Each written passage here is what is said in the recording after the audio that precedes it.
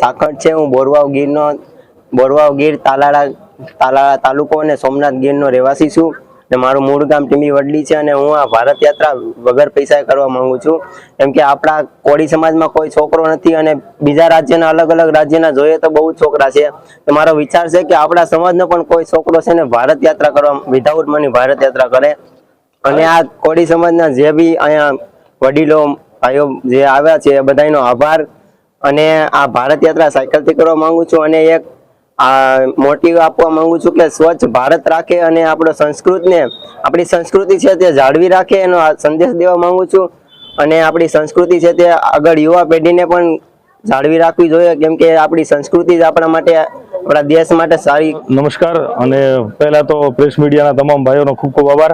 શ્રી સૌરાષ્ટ્ર તળપદા કોળી સમાજ દ્વારા અમારે ભાવેશભાઈ જે સમગ્ર ભારતની અંદર સાયકલ પ્રવાસે જઈ રહ્યા છે અને સૌથી સારી વાત એ છે કે વિધાઉટ મની ફરવાના છે અને સમગ્ર કોળી સમાજ માટે ગર્વ લેવા જેવી વાત છે કારણ કે લહેરોं से डरकर कभी कश्तियां पार नहीं होती। भावेशभाई कोशिश करने वालों की कभी हार नहीं होती। समाजનું નામ અને પરિવારનું નામ રોશન કરે અને એમને જે વાત કરીએ કે ભારતભરની સંસ્કૃતિ અને ઉજાગર કરવા માટે જે યાત્રા કાઢી રહ્યા છે તો સમગ્ર ગુજરાતનો કોળી સમાજ ભાવેશભાઈની સાથે છે અને આજે રોજ સુરત ખાતે વસવાટ કરતા તમામ કોળી સમાજના ભાઈઓ અને આગેવાનો આવી અને ભાવેશભાઈને પ્રોત્સાહિત કર્યા છે અને એમની ભારત યાત્રા ખૂબ સફળ રહે, ખૂબ નિર્ણાયક સાબિત થાય અને એનો કંઈ સાર નીકળે અને સમાજને ખૂબ ઉપયોગી નીવડે એવી ભગવાન માતાજી પાસે પ્રાર્થના કરીએ। અસ્તુ। સુરત ખાતે સૌરાષ્ટ્ર બધા કોળી સમાજ દ્વારા શુભેચ્છા પાઠવવામાં આવી છે ત્યારે તેને પ્રોત્સાહિત કરવા માટેનો આપણો આજનો કાર્યક્રમ ઉપસ્થિત આપણા સમાજના પૂર્વ પ્રમુખ આદરણીય મનસુખ દાદા, આદરણીય રાજેશભાઈ, પીએમભાઈ, જયસુખભાઈ, નારાયણ દાદા, હિંમતભાઈ, સૌ વડીલો, કોઈ પણ ક્રાંતિની શરૂઆત છે ને એ હંમેશા એક વિચારથી થતી હોય છે। એટલે આજે ભાઈ ભાવેશને મારે સૌપ્રથમ તો આજે એને ક્રાંતિ કરવાનો જે વિચાર આવ્યો છે ને વિચાર માટે એને લાખ અભિનંદન આપું છું કે તને આવો વિચાર આવ્યો કે કોળી સમાજમાંથી કોઈ યુવાન ભારત ભ્રમણમાં નીકળ્યો નથી અને સ્વચ્છ ભારતનો સંદેશ લઈ, ભાઈચારાનો, પ્રેમનો સંદેશ લઈ અને ભાવેશ જ્યારે સમગ્ર ભારત દેશનું ભ્રમણ કરવાનો હોય ત્યારે ભાવેશના માતા પિતાને, એના સમગ્ર પરિવારને પણ હું વંદન કરું છું અને ભાવેશને ખૂબ ખૂબ અભિનંદન આપું છું। અહીંયા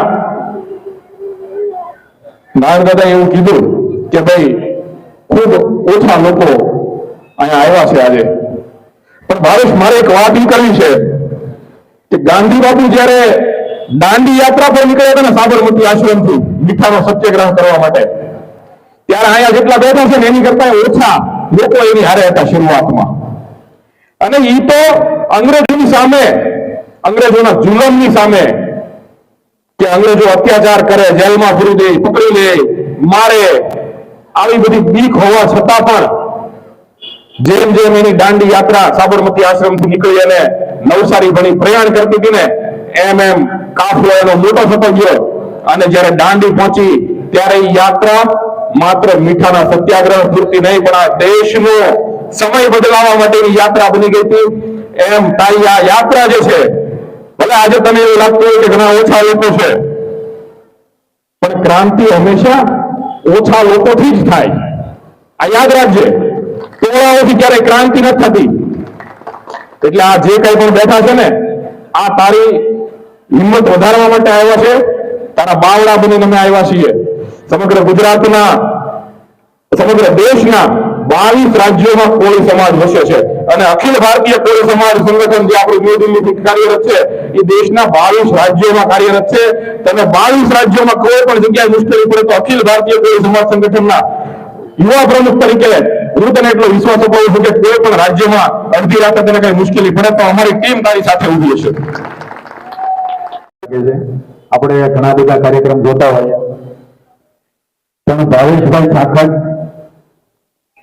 ખાસ મારે એ કહેવું છે કે આજે કોઈ પણ મા બાપ એના માવતર પોતાના છોકરાને 1.5 વર્ષ માટે ઘરેથી બહાર મોકલે તો પહેલા વંદન તો એમના માવતરને આપણે સૌ કરીએ કે એમને આ ઋણ તમે ક્યારેય ભૂલી નહીં શકો, કારણ કે આ માવતરે આપણા ઉપર કેટલી અપેક્ષા રાખી હોય અને આજે યુવાન દીકરો એમ કહે કે મારે 1.5 વર્ષ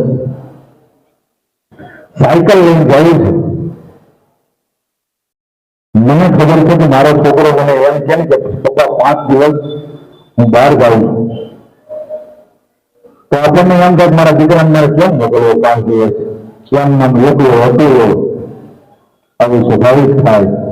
ત્યારે ખરેખર દિલ ઉપર પથ્થર રાખીને અને એવી હિંમત ભર આ ભાવેશભાઈ સાખતને એમના માવતરે મોકલ્યો છે. હૃદયપૂર્વકના વંદન સૌ પ્રથમ હું એને કરું છું. હા, ભાવેશભાઈ જે સંકલ્પ કર્યો છે ને એ ખરેખર સરાહનીય છે. એનું કારણ છે કે અત્યારે 18 કલાક અથવા તો 18 દિવસ કોઈને આપણે એમ કહીએ ને કે મારી ભૂગે હાલત અથવા તો સમાજનું અથવા તો દેશનું કામ છે, તો ખરેખર નહીં કરી શકે, કારણ કે આવડી મોટી જવાબદારી આપણા ઉપર હોય છે. અને ભાવેશ સાખત પોતે 18 મહિના આખા ભારતનો પ્રવાસ કરવા જઈ રહ્યો છે. હું માનું છું ત્યાં સુધી એ જે અત્યારે છે ને, હવે એનામાં જે કઈ પણ જ્ઞાન છે, બુદ્ધિ છે, શક્તિ છે, એની અનેક ઘણી શક્તિ અને બુદ્ધિ એ લઈને 18 મહિના પછી પાછો પરત ફરશે. તો ભાવેશ સાખતને માટે આપણે કહીએ કે કદમ હસ્તી રહ્યો એનો રસ્તો નથી મળતો, બાકી ભાવેશ જેવા અડગ મણીના મુસાફરને હિમાલય પણ નથી મળતો.